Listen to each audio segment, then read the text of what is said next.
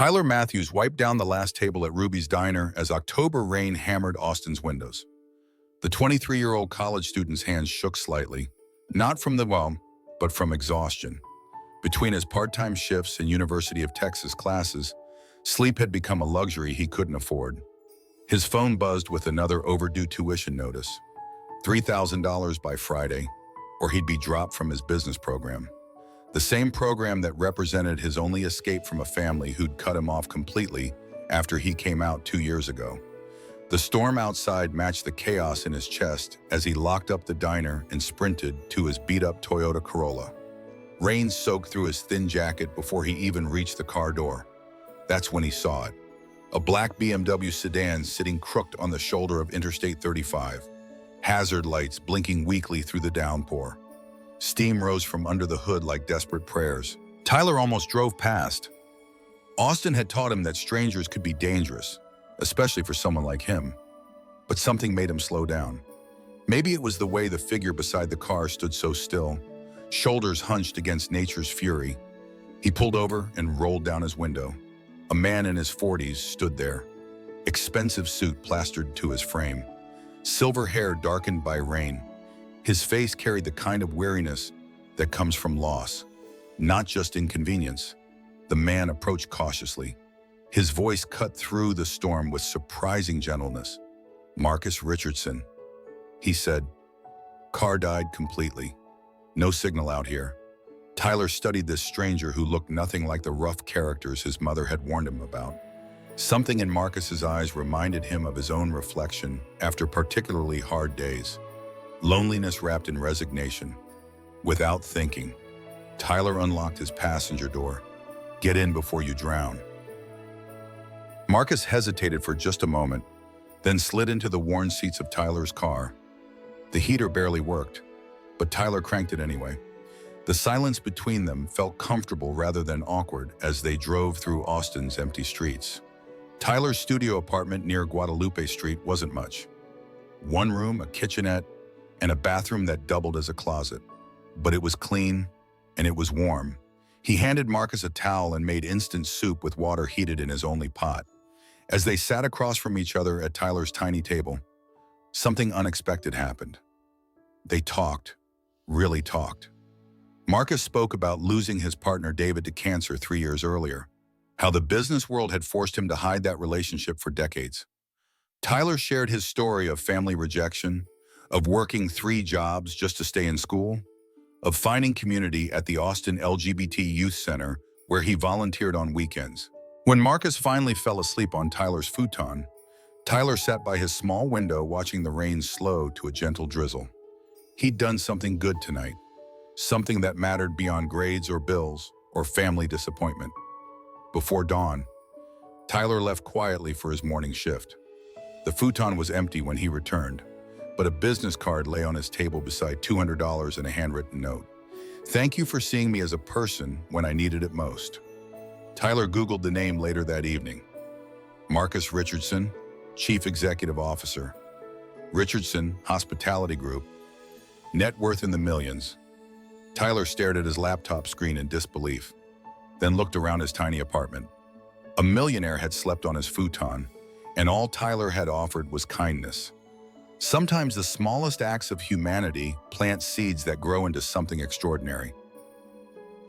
Tyler had no idea that his simple choice to stop in the rain would soon change everything he thought he knew about justice, community, and the power of standing up for what's right. Don't forget to subscribe to Heart Stories for more inspiring tales of unexpected connections that transform lives. Monday morning arrived with cruel irony. Tyler rushed through Ruby's Diner doors 15 minutes late, his shoes still wet from helping an elderly neighbor carry groceries through another surprise downpour. The weekend had been filled with studying and volunteer work at the LGBT Center, leaving him running on 3 hours of sleep. Brad Wilson stood behind the counter like a predator waiting for prey. The 35-year-old manager's face twisted into the familiar sneer that made Tyler's stomach clench. His voice boomed across the diner, designed for maximum humiliation. Well, Princess Tyler decides to grace us with his presence." Brad's words dripped with venom. Customers looked up from their breakfast plates, forks pausing mid-bite. The college students from Tyler's campus exchanged uncomfortable glances. Tyler kept his voice steady despite the heat rising in his cheeks. "I'm sorry, Brad." There was flooding on Guadalupe and traffic was backed up for blocks. Brad stepped closer, his breath reeking of stale cigarettes and something darker. "Save your excuses for someone who cares. Fairy boy, this is the third time this month you've waltzed in here like rules don't apply to special people like you." The slur hit Tyler like a physical blow, but he'd learned not to flinch. Maria Santos, the lesbian cook who'd become his closest friend at work, shot him a sympathetic look from behind the grill. She'd endured Brad's targeted harassment for months, always just subtle enough to avoid official complaints. What Tyler didn't know was that Brad's hatred ran deeper than simple bigotry. For 6 months, Brad had been systematically stealing Ruby's proprietary recipes, photographing preparation techniques, and selling trade secrets to competing restaurant chains across Texas. Tyler's unexpected connection to Marcus Richardson posed a threat Brad couldn't ignore. The manager continued his performance, voice rising to ensure every customer could hear. "I don't care if your little boyfriend kept you up all night. This is a family establishment. We serve decent people here." Tyler felt the familiar sting of tears threatening, but something inside him had shifted since that night with Marcus. He'd seen what dignity looked like, what respect felt like. He straightened his shoulders and looked Brad directly in the eye. "I've worked here 2 years without missing a shift until last month. I've covered for sick coworkers, stayed late without overtime pay, and treated every customer with respect. If being 15 minutes late in a storm makes me unreliable, then maybe this isn't the place for me." Brad's face flushed red with rage. "Nobody talks back to me in my restaurant." He grabbed Tyler's arm hard enough to leave marks. "You're done. Get your perverted attitude out of here before you contaminate the decent folks trying to eat breakfast." The diner fell silent except for the sizzle of bacon on Maria's grill. A table of University of Texas students pulled out their phones, recording the scene. An elderly couple near the window whispered angrily to each other about the manager's language. Tyler untied his apron with shaking hands, folded it carefully, and placed it on the counter. He walked toward the door without looking back. But Brad wasn't finished. "Don't come crying back when reality hits. Freak. Nobody else in this city will hire someone like you. You people always think the world owes you something special." Outside in the parking lot, Tyler sat in his car and let the tears come. His phone buzzed with notifications as the students' videos began circulating on social media. Within hours, #JusticeForTyler was trending locally, and the Austin LGBT Youth Center was organizing an emergency response meeting. But Tyler didn't see any of that. He just drove home to his empty apartment, wondering how he'd pay next month's rent, let alone finish his degree. What he couldn't have imagined was that his public humiliation had been witnessed by someone with both the power and determination to make things right. Sometimes injustice forces us to discover strength we never knew we possessed, and sometimes the darkest moments become the catalyst for change that reaches far beyond our own lives. 3 days after Tyler's termination, Marcus Richardson's black BM pulled into Ruby's diner parking lot at exactly noon. But this time, he wasn't alone. A sleek media van followed behind, and 2 people in business suits stepped out carrying legal folders and recording equipment. Inside the diner, Brad Wilson was having the best week of his career. With Tyler gone, he'd successfully completed another sale of stolen recipes to a Dallas-based chain. The $20,000 payment would cover his gambling debts with interest to spare. He was polishing glasses behind the counter when the door chimed. Marcus entered with quiet authority, his presence commanding attention without effort. Behind him walked an Asian American man in his late 20s, carrying it himself with the confidence of someone who'd built success from nothing. Brad's salesman's smile snapped into place. "Welcome to Ruby's Diner, best breakfast in Austin. How can I help you gentlemen today?" Marcus surveyed the dining room with calculating eyes. "I'm Marcus Richardson, owner of Richardson Hospitality Group. This is Alex Chen, my director of marketing." We're here about Tyler Matthews. Brad's smile faltered slightly, but he recovered quickly. Oh, that situation. I had to let him go. Unfortunately, poor work ethic, bad attitude, not the kind of employee you'd want representing a quality establishment. Alex stepped forward, tablet in hand.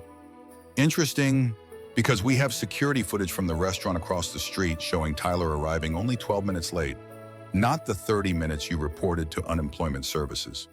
We also have witness statements from customers who heard your discriminatory language. The blood drained from Brad's face as Marcus continued.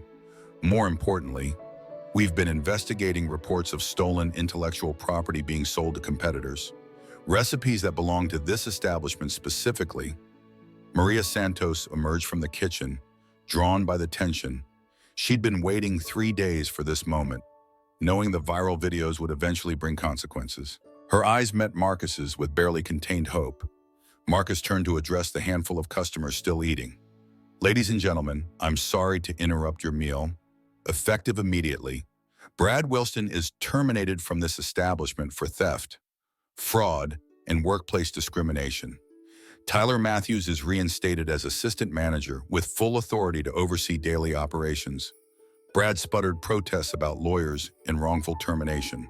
But Alex was already documenting everything on his tablet. The legal team Marcus had brought began photographing Brad's locker, which would later yield printed emails between Brad and competing restaurants. 20 minutes later, Tyler walked through the diner doors to find his entire world transformed.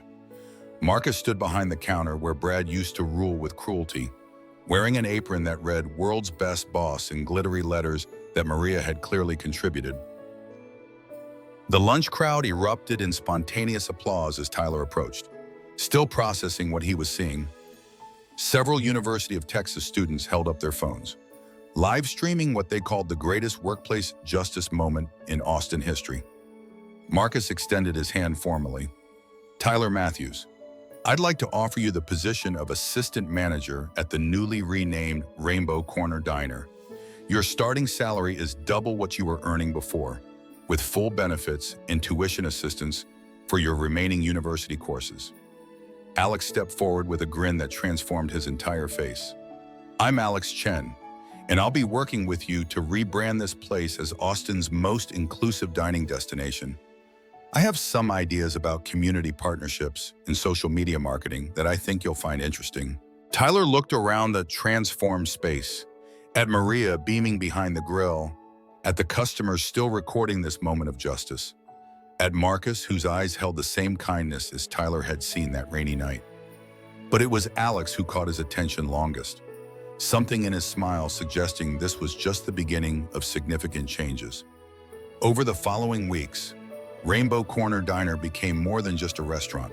It became a gathering place for University of Texas students, a safe haven for Austin's LGBT community, and a model for inclusive business practices.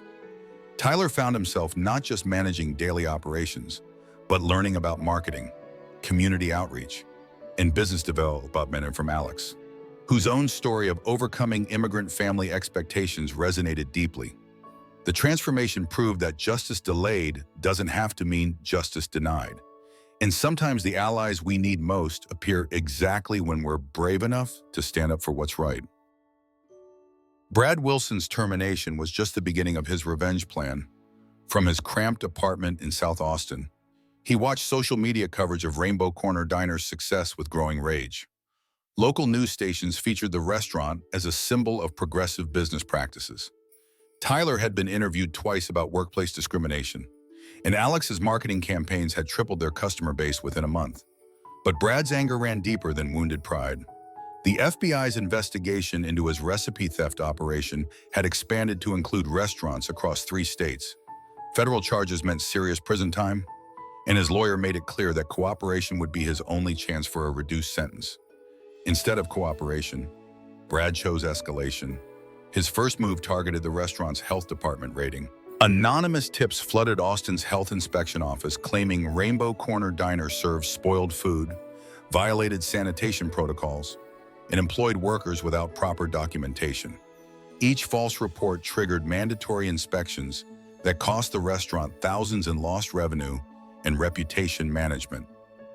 Tyler spent sleepless nights documenting every aspect of their food safety procedures, working with Alex to create video evidence of their pristine kitchen practices. But Brad's attacks were just beginning. The credit card breach happened on a busy Saturday morning. Brad had kept copies of customer payment information from his time as manager, and he sold this data to identity theft rings operating throughout Texas. Within days, dozens of Rainbow Corner Diner customers reported fraudulent charges on cards they had used at the restaurant. Tyler's phone rang constantly with angry customers demanding explanations. Local news stations that had previously celebrated the diner's success now ran exposé pieces about data security failures. Alex worked 18-hour days managing crisis communications while Tyler struggled to keep staff morale from collapsing completely. But the worst was yet to come. Tyler's testimony in the federal case against Brad was scheduled for a Tuesday morning in downtown Austin's federal courthouse. The case had attracted statewide attention as a test of workplace discrimination laws in Texas, a state with complex politics around LGBT rights. The night before his testimony, Tyler received the first death threat, then another. Anonymous messages flooded his social media accounts with graphic descriptions of violence planned for anyone who promoted the gay agenda in God's country. Alex insisted they hire private security, but Tyler refused to let intimidators silence his voice. The courthouse steps were lined with protesters and supporters when Tyler arrived to testify. Conservative groups from across Texas held signs condemning special rights for perverts, while Austin LGBT organizations countered with rainbow flags and chants of justice now. Local news cameras captured every moment as Tyler walked through the crowd with Alex and Marcus flanking him protectively. Inside the courtroom, Tyler's testimony was devastating to Brad's defense. He described months of systematic harassment, documented instances of discriminatory language, and provided evidence of Brad's attempts to frame him for theft.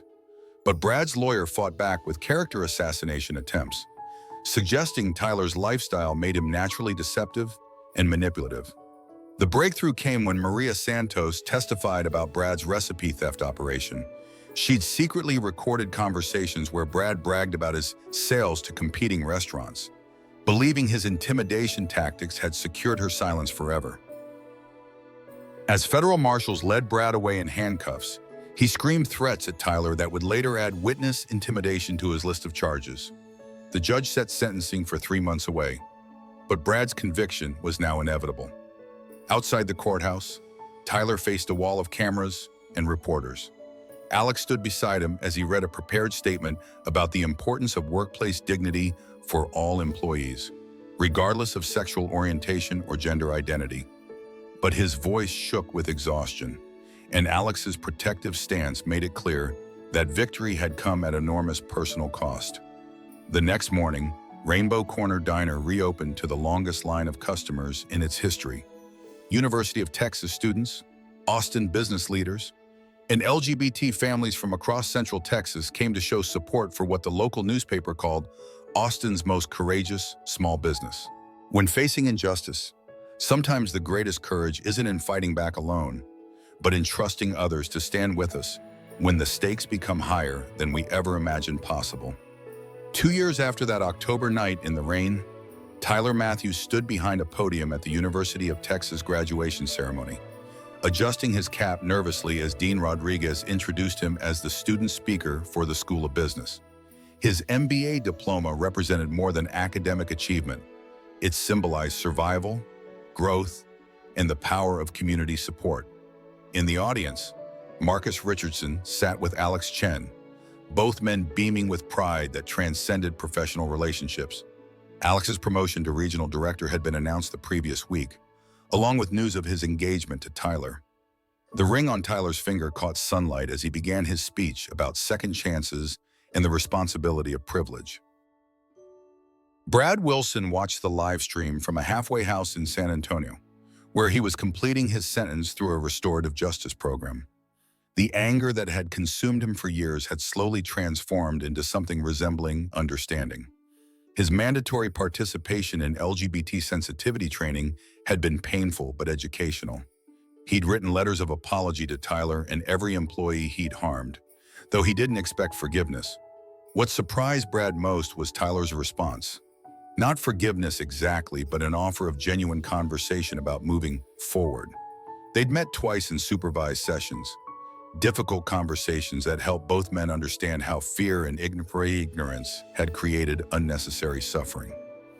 Rainbow Corner Diner had expanded into a small chain of inclusive restaurants across Texas, each one employing LGBT youth aging out of foster care and providing job training for people transitioning out of homelessness. Tyler's nonprofit organization, Second Chance Austin, operated from offices above the original diner, offering scholarships and mentorship programs for LGBT college students. Marcus had found new purpose beyond business success. His Richardson Foundation provided full scholarships to LGBT students at universities throughout the Southwest, and his advocacy for inclusive workplace policies had influenced legislation in 3 states. The grief he'd carried since losing David had transformed into determination to ensure other LGBT people didn't face the same discrimination and isolation. Alex's marketing genius had elevated Rainbow Corner Diner from local success story to national symbol of inclusive business practices. Corporate executives from Fortune 500 companies regularly visited Austin to study their model of community engagement and employee empowerment. But the most meaningful change was personal. Tyler and Alex's relationship had grown from professional collaboration to deep partnership built on shared values and complementary strengths. Their engagement party at the original diner had been covered by national media as a celebration of love triumphing over hatred. The graduation ceremony concluded with Tyler receiving a special recognition for community service. As he walked across the stage, the audience rose in standing ovation that lasted several minutes. Local news stations captured the moment when Marcus and Alex embraced him afterward. 3 men whose chance meeting had created ripple effects far beyond their individual lives. That evening, Rainbow Corner Diner hosted its annual Pride celebration, an event that drew thousands to downtown Austin. Tyler addressed the crowd from the same sidewalk where he'd once been humiliated and fired. His message was simple but powerful. Individual kindness creates community strength, and community strength creates lasting change. Maria Santos, now head chef for the entire restaurant chain, served rainbow-decorated cupcakes to children whose parents felt safe bringing them to an event celebrating love and diversity. The symbolism wasn't lost on anyone who remembered the fear and hatred that had once dominated this space. As the celebration continued into the night, Tyler and Alex found a quiet moment on the diner's renovated patio. They watched young LGBT people laughing with their families, straight allies wearing rainbow pins, and local politicians making speeches about equality and justice. The question that had haunted Tyler for years, whether his authentic self deserved acceptance and success, had been answered not just with words but with transformation that touched hundreds of lives. The storm that brought him together with Marcus had passed long ago, but its impact continued growing like concentric circles on water. From one act of kindness on a rainy night to a movement that challenged injustice across an entire state, sometimes the most powerful question we can ask ourselves isn't whether we deserve good things, but whether we're brave enough to create good things for others when we have the chance. What small act of kindness could you perform today that might change someone's entire world? Share your thoughts below and subscribe to Heart Stories for more inspiring tales of transformation and hope.